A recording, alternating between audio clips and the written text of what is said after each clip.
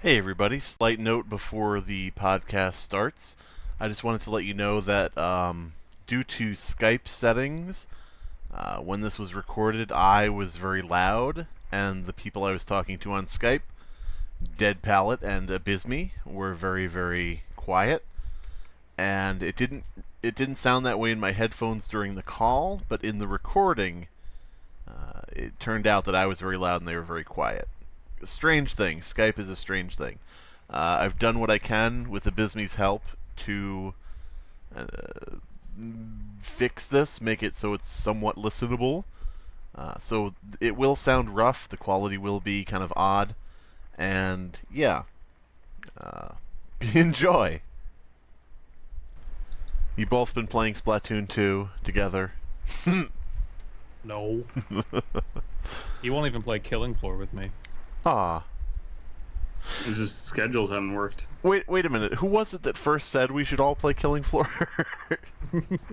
Wait a minute. Hey man, do you have Killing Floor? No.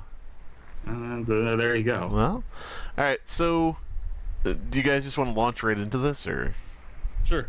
I don't know how much you say you have about an hour? Is it? Yeah. Okay. So yeah, I guess we might as well leave that in, or shall we do? Are we going to steal the cold opening from Undercooked Analysis, or are we going to actually do an actual opening? I don't know. It's up to you guys. I don't give a shit. Yeah. Fuck you, game theory. We should start with like a song, like an intro song, like with music that Abysme, you could like write that and put it together for exposure, and it could be something like the Hyper-Realists, we get real pissed about Creepypasta at Red Lobster. I don't know, because that's where we're recording at Red Lobster. Is that... Official sponsor, Red Lobster. Yeah. But yeah, anyway, Hyper-Realists, Creepypasta in media. Go ahead. I'm sorry. What? Huh? No, go ahead. No, it doesn't work usually. Creepypasta in media doesn't work. Good night, everybody. And so I guess the question now is, does it not work usually? Has it not worked ever? Or can it not work in principle? And the reason I started recording when I did and called you guys when I did was because I sent the Channel Zero No End House trailer to you, Dead Palette, because Abysme and I had already seen it, and I guess we should introduce ourselves at some point, but I just wanted to point out right away, because this is why I started recording, you said in the chat, oh, so they spoil the ending in the minute-long trailer. Yeah. And what I was Spoiler, the ending of the story is that you're still inside the house. They spoiled the entire plot of the story in the trailer. Like, every single element of the story is in each of these trailers. I think this is trailer 2 that we just watched. Well, I want to point out, and this doesn't make it any better, the reason for that being that the first episode is probably going to be, it'll contain the entire No End House story. Mm-hmm. And then the rest of the season will all be original content they've written of the girl in a fake reality. You know, I get the feeling the way they write these adaptations from short stories into full TV series is someone reads the story and then a therapist sits down and says, but how does that make you feel? Yes, exactly. And then they talk about like, oh, well, I had an abusive father, or like my parents got divorced, which I saw elements of that in the trailers. Mm-hmm. And like they just go on about that for 6 episodes or whatever this season's going to be. Because DP, it should be noted, Dead Palette did not watch Channel Zero Candle Cove, the first season. So he doesn't... And, let me explain why, too. Oh, go ahead. On principle, because we already recorded this once, and then both of you who were supposed to record this lost the fucking recordings. But that's just a theory. But yeah, go ahead. I who said I do not know how to record this stuff, am not responsible, because I made it clear I was not recording. But what we talked about last time is I did not want to watch it because context is a important thing in Creepypasta, because Creepypasta is based on taking something that is realistic, and a big part of realism is context. It would ruin the context of the original story, which is Candle Cove, and Channel Zero, I think, is desecrating that story. They have every right to do it, even if they didn't have the legal rights, I think them as artists should be able to do whatever they want and express themselves however they feel, but they are not helping Candle Cove. They have profoundly hurt Candle Cove by having people's first exposure to the story be one that betrays everything about it. And you can tell that just from the trailer. And we can go into that. I just wanted to quickly clarify that the reason I brought up the fact that you haven't seen Candle Cove on Sci-Fi is because this is exactly what they did with Channel Zero Candle Cove. They had the entire short story was in the first episode, and then the other 5 episodes were just them, writing their own original storylines and, content after the story. Begging the question, why? Yeah. Ever at all? Oh, to pad Just for write- time. Yeah. Well, Yeah, just write your own story. I don't get it. right. Well, I mean, it's weird that they're using... it's kind of an odd thing to use Creepypasta as a selling point when Creepypasta... I mean, on 2 levels. First of all, Candle Cove and No End House, I don't think are widely recognized by the general public, enough to be a selling point. But then also to not even use the actual content, as you said, why not just write an original show, But, yeah. Some marketer somewhere must have said, no, there's enough people who like Creepypasta to justify buying the rights and spending the money on these productions, which is no small amount of money, even for a small channel like Sci-Fi. So somebody thinks there's a big enough fan base in there, or it's a strong enough pull to pull new people in, because I have seen podcasts where people review Candle Cove and they say, oh, I've never read the story, but I really love this show. I love the drama and the mystery and so on. So I don't know how much of a success it is for the channel. They already have a 2nd season, so I guess it's going somewhere. It's a good question. It's a little baffling to me. Well, I mean, it's sort of like you look at a show like Gotham in the Batman universe, and it's like if somebody watched that hadn't read or watched or known anything about Batman or Gotham City or Detective Comics and things like that, they would watch that and would be like, well, this is an interesting, strange kind of procedural crime show or whatever the hell it's supposed to be, without having that preconceived notion of what's going on.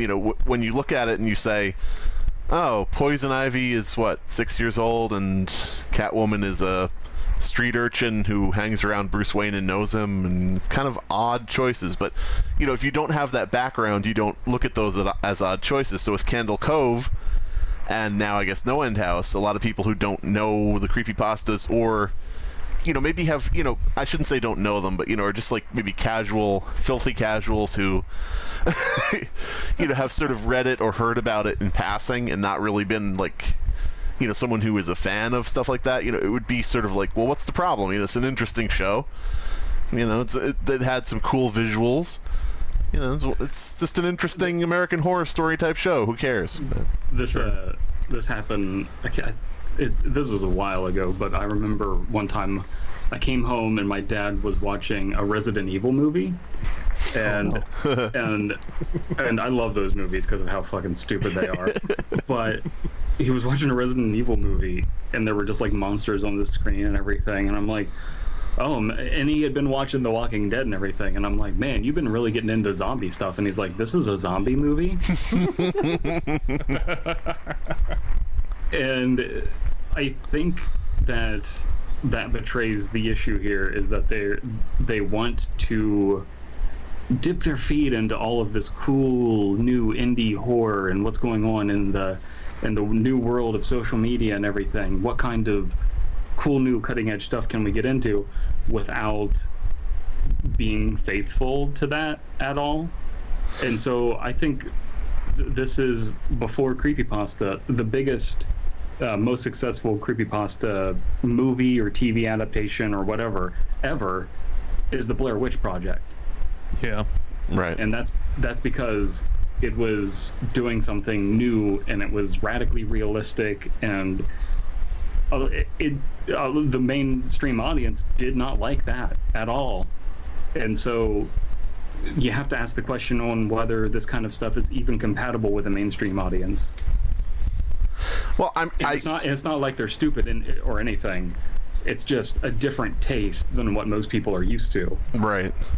I think it's the Blumhouse effect, or I think Sci-Fi's trying to compete with Blumhouse, who try to scoop up stories or just commission pieces that kind of deal with similar themes of creepypasta. A lot of internet stuff, a lot of trying to use found footage and jump scares to some edgy, like, I don't know, drama about young people.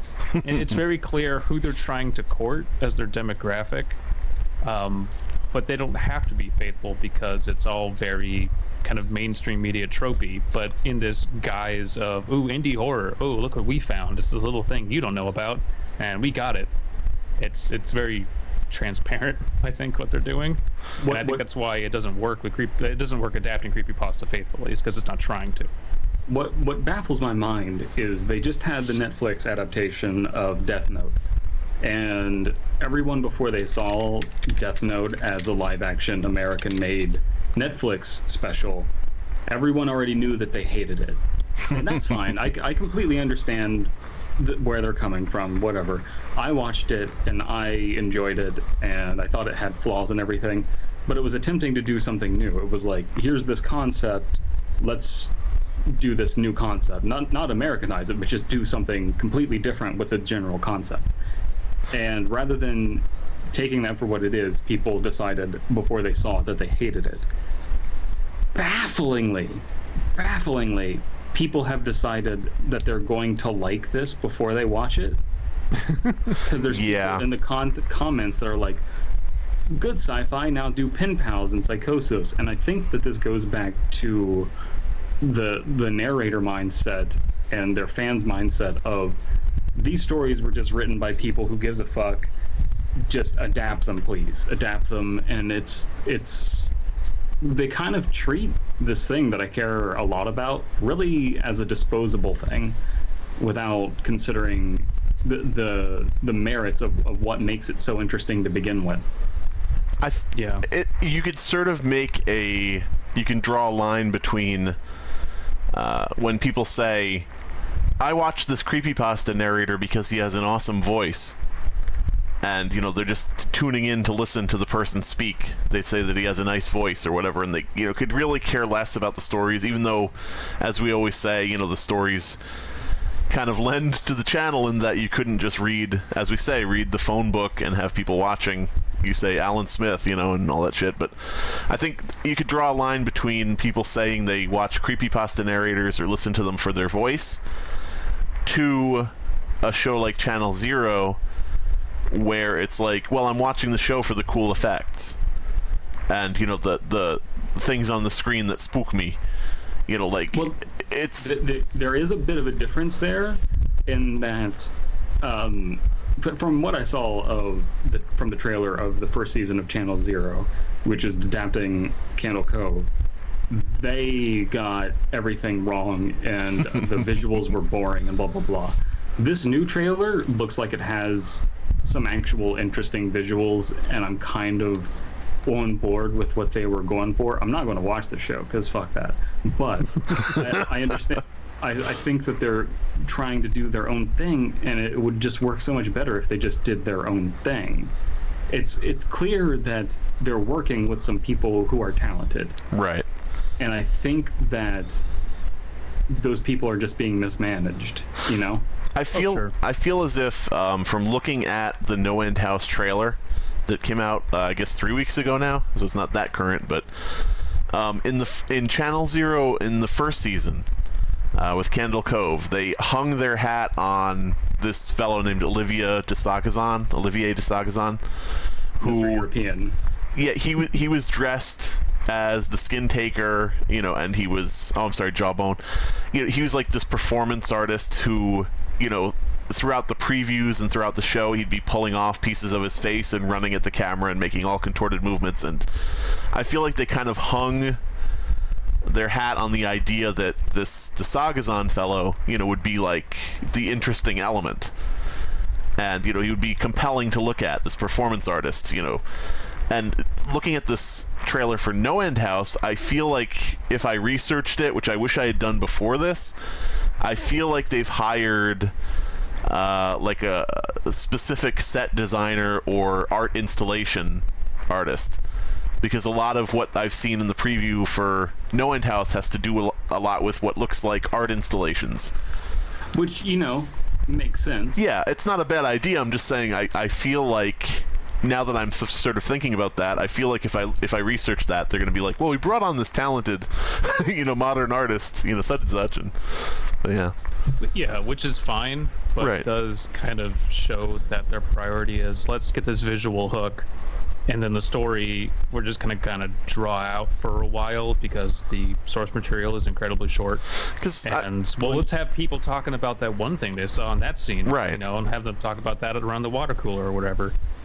Because in the first, go ahead. Kudos to them for picking No End House, because that one is much more adaptable than Channel Zero, which makes zero sense to try and make a show out of. Maybe you can make an hour and 30-minute movie out of Channel Zero, maybe.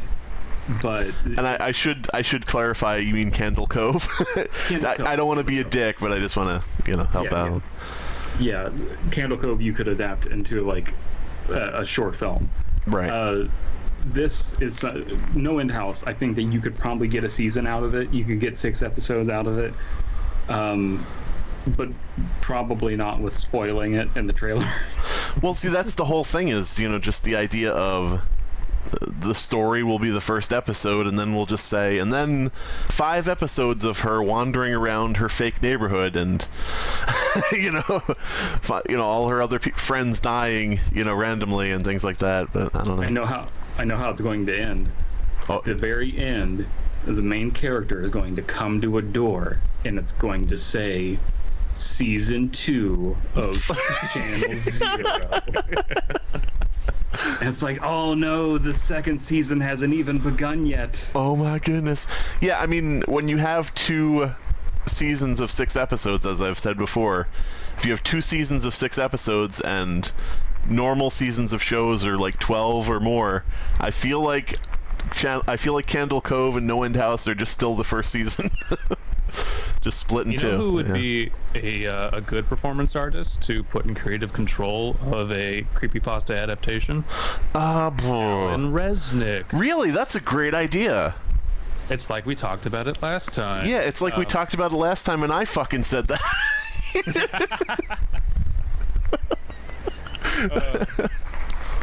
But I did want to highlight that we talked about that last time, because we kind of concluded on, if you want to take a non-traditional format and adapt it to a traditional TV format, you're probably going to fail. But if you do want to adapt it into a visual style, give someone who does non-traditional media and understands shocking horror, guerrilla style, just scares and unnerving things, and let them make it their own thing with their own personal spin, and get someone who will respect the source material and treat it with care. And I thought that was a really good point we kind of reached on. Yeah, because I think because we were talking, I think we got to a point where we were like, how could Candle Cove have worked, if ever? And the idea was like having Alan Resnick, who, for anybody who's listening to this, if you don't know, look up Alan Tutorial. This house has people in it. Unedited footage of a bear. Yeah, he's a very cool guy. Very cool work. I don't know about him personally. Maybe he's a dick, but giving him something like that, and making it like an Adult Swim or something similar. In that free range kind of thing where it doesn't have to necessarily make sense. It doesn't have to hit all these beats that you see like with Channel Zero, where it has to hit certain beats. Every episode has to have the pin of some kind of crazy thing at the end that you're like, it has to be explained next episode, that type of thing. Yeah, everything ends on a cliffhanger. I feel like the thing with the performance art and different things like that, I feel like it's perfectly fine to do that, and to of course hire people who know what they're doing. but I feel like they hired these people first and then wrote a story around the visuals they would be presenting, which is, I think that can be sort of a problem, because then you get the skin taker setting himself on fire and walking down a hallway, and you're like, why?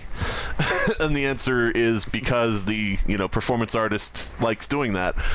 Like that was why it happened in the story. But a lot of it feels like trailer bait.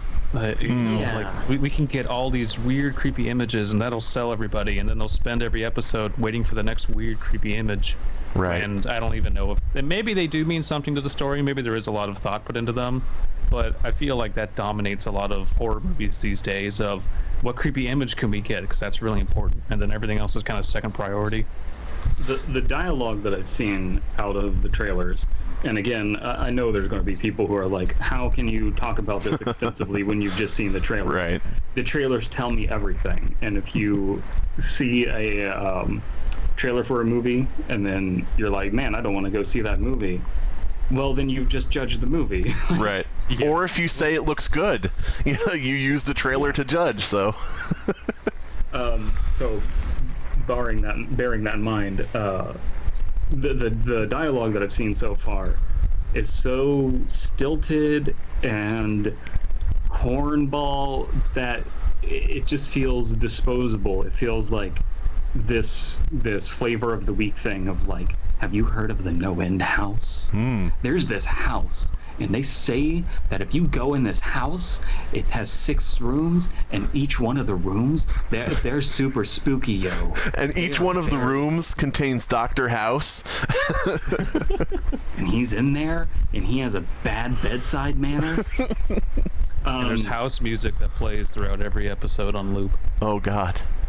No, he's not in the rooms. There's like a hallway with the different rooms, and House is just pacing up and down the hallway. That way you get a sense of plot progression.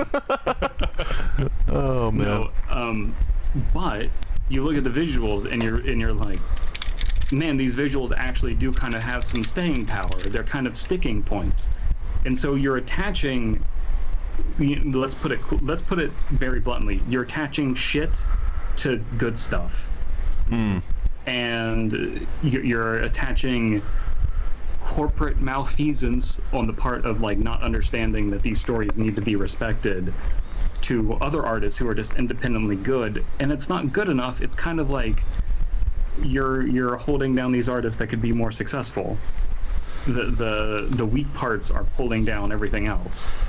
Yeah, it's very. Sorry, go ahead. And we were talking about, what can you do to make Creepypasta work or Candle Cove work in a TV format. I think that you have to look at, you have to embrace the new media stuff. I said this last time. What I would do is buy up advertisements, local TV advertisements, and then have like a few 30-second kind of abstract footage things that are very, performance arty, really cool, that have to do with Candle Cove, and make them very different. Have like 6 of them and air them at different regions, and then put the bumper for sci-fi after that. That way it looks like it's just another part of the TV show. Then people go online and start talking about what they saw, and they're getting conflicting reports because they saw different things. Mm-hmm. That is imitating what the story is attempting to do. And if you're not going to think out of the box and do shit like that, then you shouldn't do it. Yeah, because I mean that goes to a meta level beyond, beyond the media you're supposed to be working in, beyond just the actual constraints of the show itself. And I think that what we see is like a reversal of the meta. Like Candle Cove, the meta of the whole thing was that it was on a forum, and it ended with the idea that the show didn't really exist, and there was no explanation. You could build your own explanation in your head. All things that go beyond the story written on the page and tie it to like real world things. Whereas, meanwhile, they said no, it's a real show. Yeah, exactly. That's the thing. So they killed the meta. They absolutely threw the meta out the window and said, it's a real show. On this show, people sitting around a table talking about it. You know, well, I shouldn't say real show. It's a show that exists in the mind of this one child who's psychically projecting it. You know, it's like, you know, you just it sort of restricted the meta that already existed, and you know, further shoved it into a smaller box, which is kind of odd. I don't know. Instead of, like you said, embracing, you know, a more meta approach to it, you know, building on your show and, you know, sort of moving it outside of the boundaries that people would have expected. I don't know. They sort of did the opposite of that, but yeah. I don't know. And I see in the preview for No End House, I see that fucking hallway again, which Dead Palette doesn't know probably, or well, I guess you've seen the preview where the burning guy is walking down the hallway. Yeah.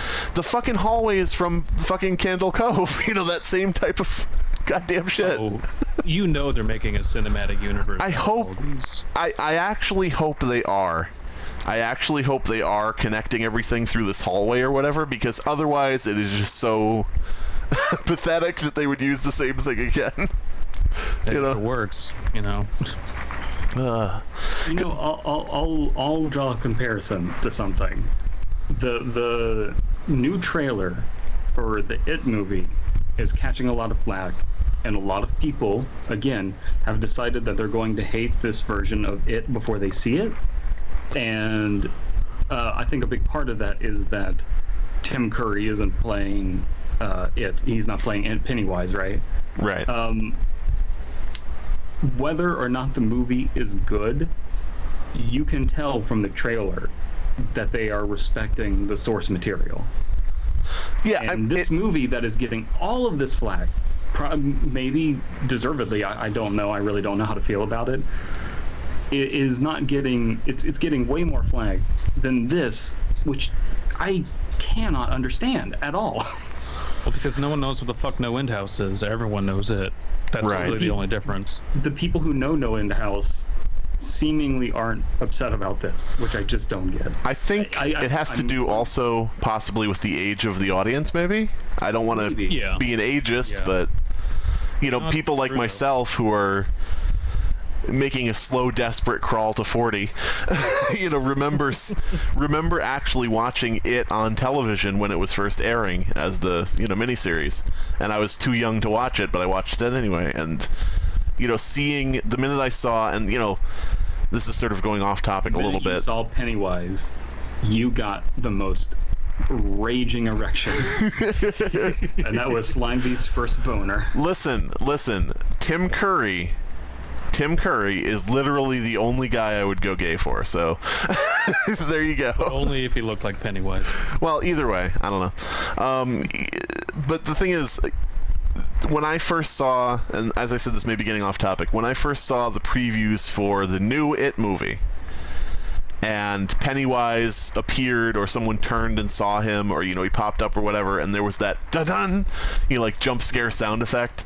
Now, that may just be somebody fucking up in the trailer department. You know, maybe that doesn't happen in the actual film, but the minute I saw that popping up smiling white face with the musical cue for everybody to go boo, you know, or ah, you know, that to me was like, oh, okay, they don't get it. But it does seem like in a lot of respects it is being, you know, like in some respects it seems like it's being more faithful to the story than the television miniseries. In some respects, it seems like it's being, if you'll forgive the term, clownishly, you know, over the top. Like some of the sets, you know, that they showed pictures of were like, that's like a spooky mansion at Disney World. Okay, that's what you're gonna use. But, you know, so who knows? I don't know. In terms of that trailer editing, I think it's a coin flip on whether that's in the actual movie or not. But and you never know anymore. They wouldn't get it.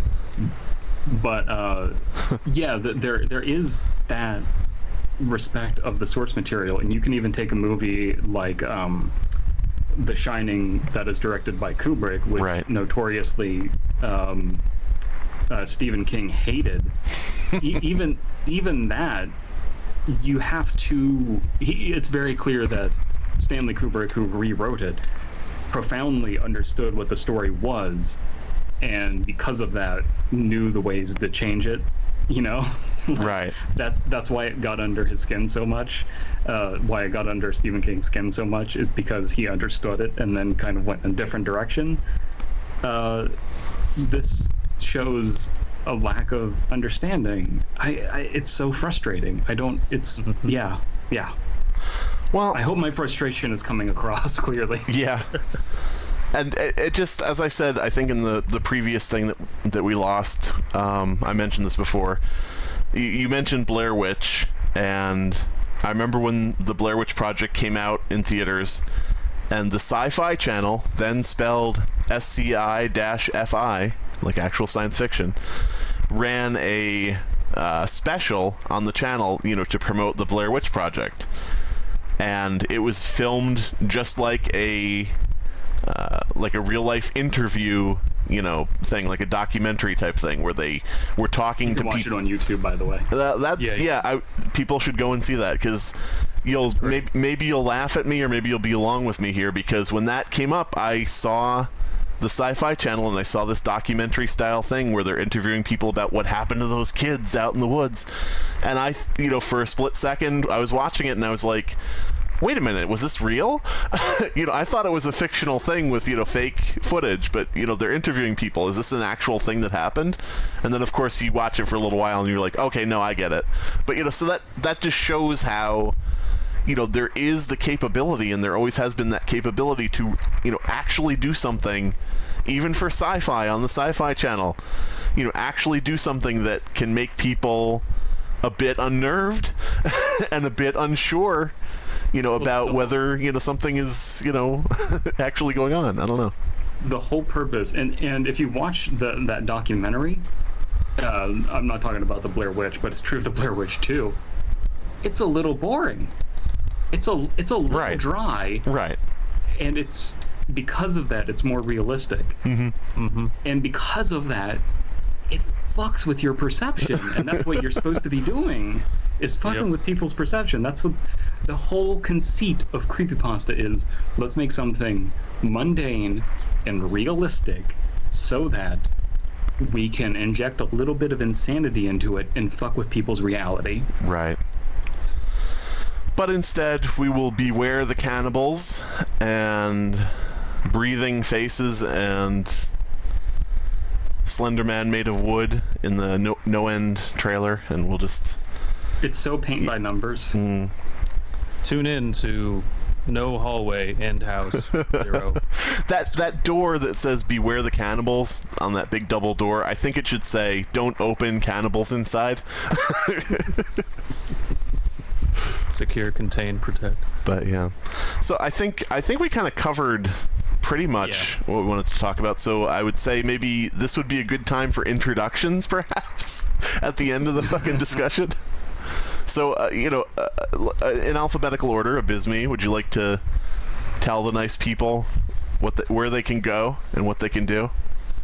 Yes, my name is Abysme. I run a couple podcasts where we look at online literature, both horror and sci-fi, and you can find me at Raw Dog Readings or at Ray Gun Readers on the internets. And you can also listen to my music, which is usually horror and sci-fi related, on my YouTube channel, just Abysme, ABYSMII, and that's me. And Dead Palette, I hear that you recently got on YouTube. Yeah, I write and narrate my own horror stories, and I critique stories from the perspective that you were hearing now.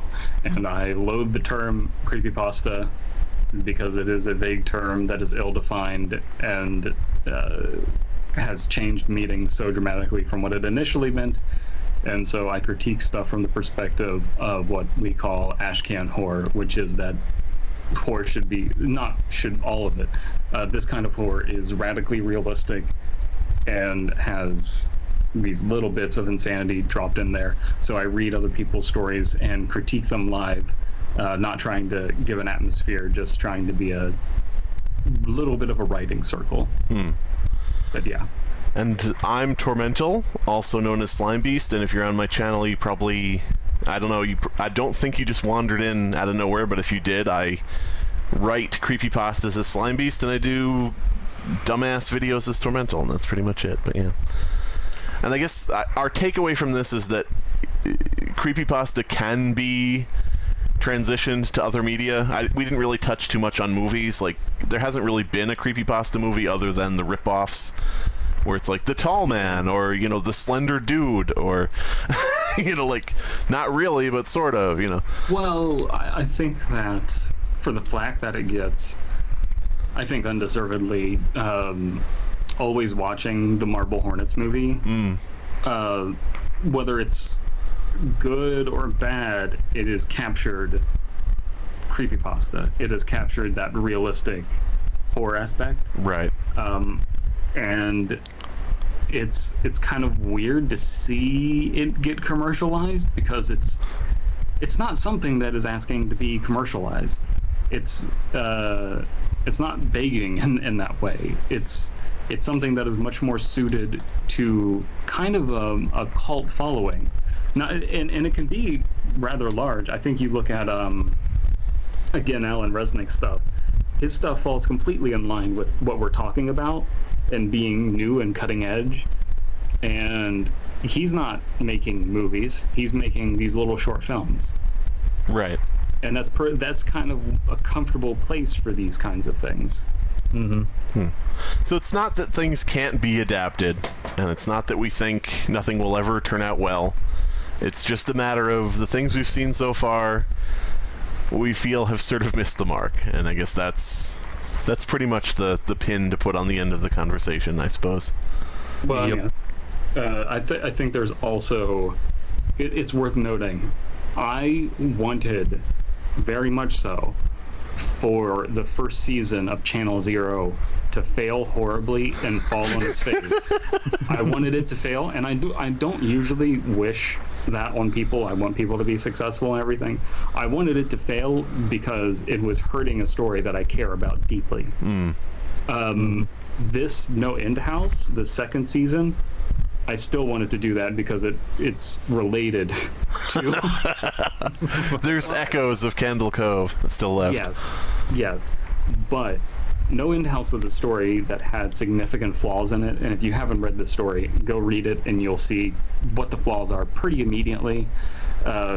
Some kind of, again, cornball writing here and there, but the premise, the idea of the story is actually pretty cool.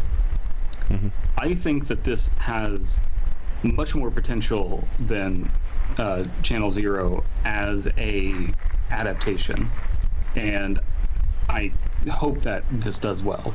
I hope that the artists are able to make this work, and I think that they can. I don't think it will happen, but there's less malicious intent behind my feelings on this one. So yeah, we're hoping it fails, but hoping it succeeds, and I hope it fails so they learn from their mistakes and maybe listen to some more critical feedback. Yeah, I'm sure that'll happen. That'll happen. No. Well, should we even in these trailing off moments address my spat with the producer? Yeah, if anybody wants to hear about my spat with the producer, you can find it somewhere on my Slime Beast channel, but go ahead. I'll just leave it at that, but go ahead with your... The producer of this is a guy that I had watched some of his content before and liked it, and I thought he was an okay guy, and then I saw some of his other videos, and it's kind of clear that he doesn't respond well to criticism, and so I messaged him on Twitter. Rather, I just tagged him on Twitter when I saw the announcement for Channel Zero, and it said something to the effect of, "It's a mystery about solving these mysterious murders." And I'm like, "Oh, that sounds exactly like Candle Cove. What?" And that was my tweet, and all I said was, I tweeted the article with his press release, and then I said, "I think your adaptation of Candle Cove is off the mark." Right. And then he told me I had no idea what I'm talking about. And I'm just like, where was anyone murdered in Candle Cove? He could have said, "Oh, we're going in a different direction," or this, that, or the other thing. But he's like, "I don't know what I'm talking about, guy. I think I know what I'm talking about." Listen, you as a creepypasta author and an ashcan horror author who has been reading and working in this genre for multiple years cannot hold a candle to the knowledge of someone who just bought the rights.